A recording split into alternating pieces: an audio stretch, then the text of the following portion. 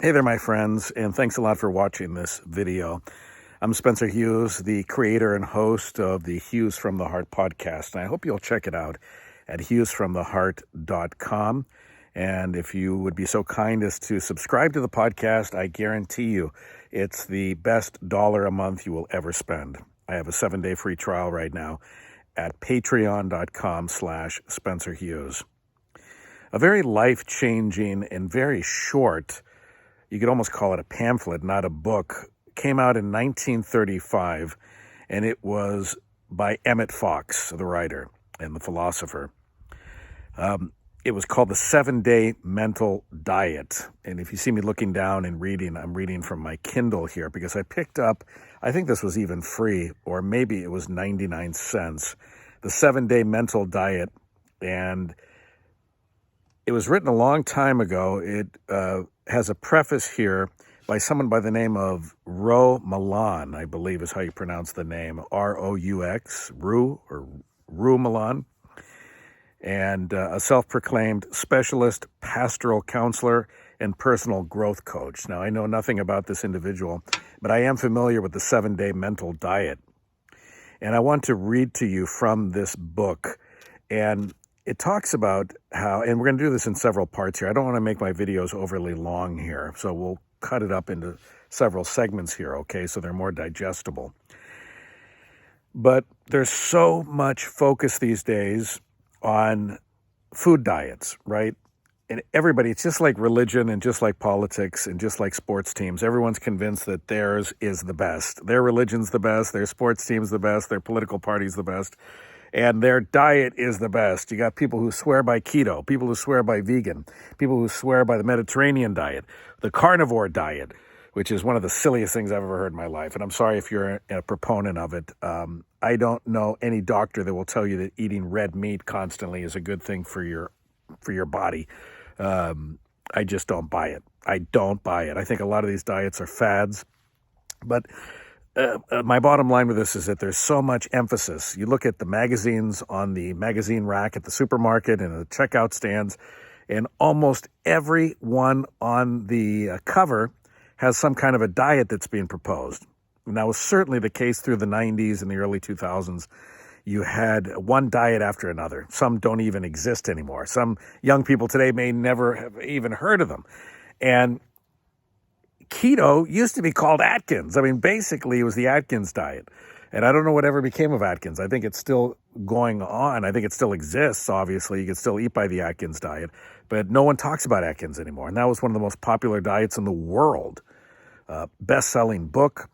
And you can still get the Atkins shakes and candy bars and snacks and stuff at the supermarket. But nobody ever says they're on Atkins anymore. They say keto because that's the latest thing.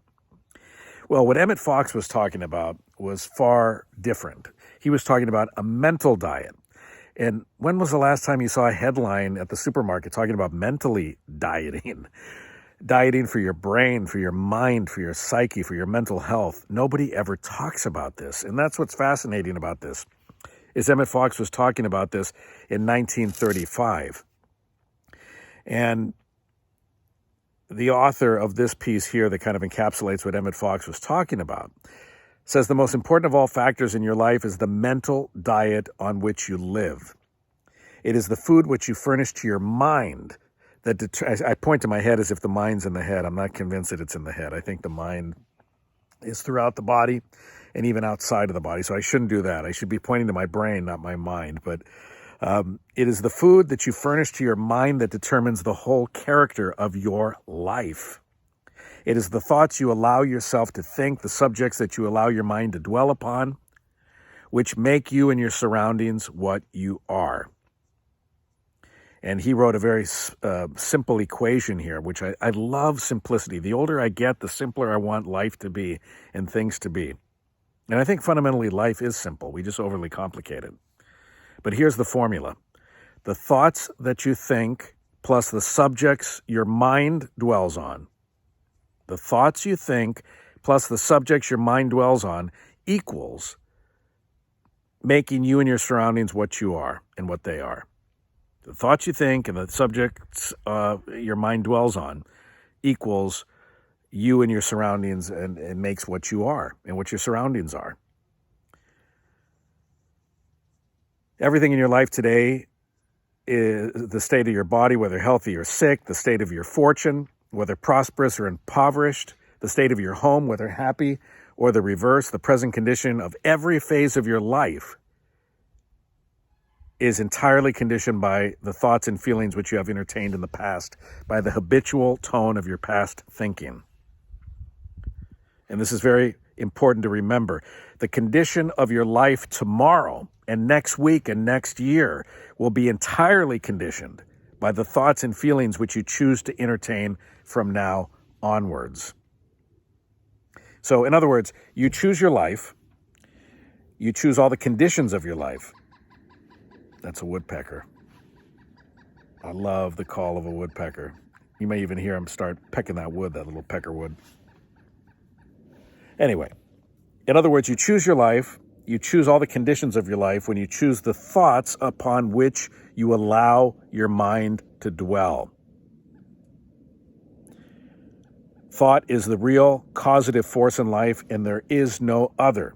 You cannot have one kind of mind in another kind of environment. This is very, very fascinating to me because it's true. It's utterly, stupidly simple, but it's absolutely true. You cannot have one kind of mind in another kind of environment. This means that you cannot change your environment while leaving your mind unchanged. And that's why a lot of us get frustrated in life. We want our lives to change and our environments to change, but we don't change what goes on in our head. We don't change what goes on in our mind. So we cannot change the environment while leaving our minds unchanged. This is the supreme key to life and the reason for this pamphlet. It could change. Can you change your mind without your environment changing too? And the author says, no, you cannot. This then is the real key to life.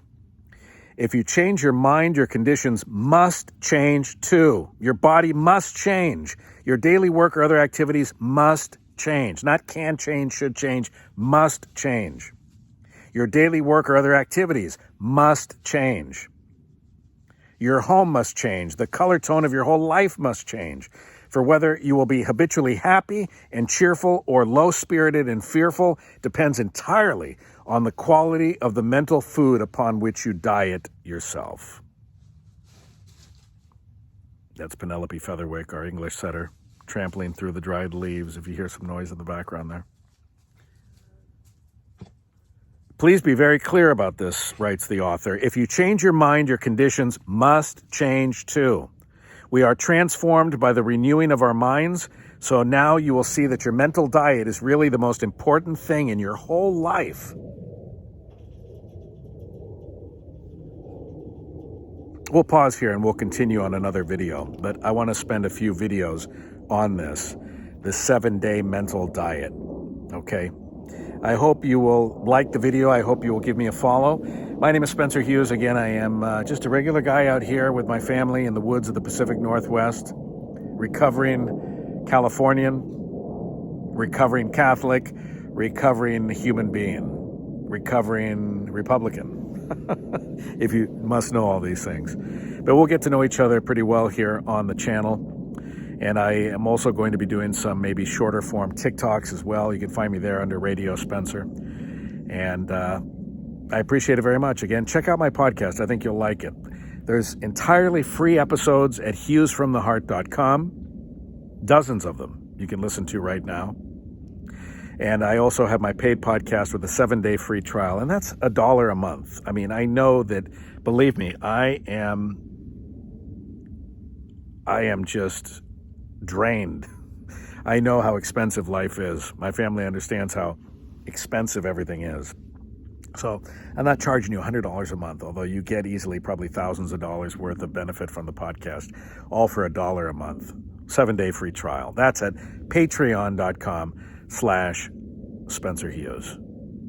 Much love to you, coming at you from a beautiful, beautiful, gorgeous day. It's probably upper 50s. It was supposed to get about 62 today, but I don't think it got past 58 or 59, but just feels glorious. I wish you a great day, a great night. I wish you much love and joy and serenity and peace of mind and peace of heart to you and to your loved ones. And I can't wait until we chat again. Thanks a lot for watching.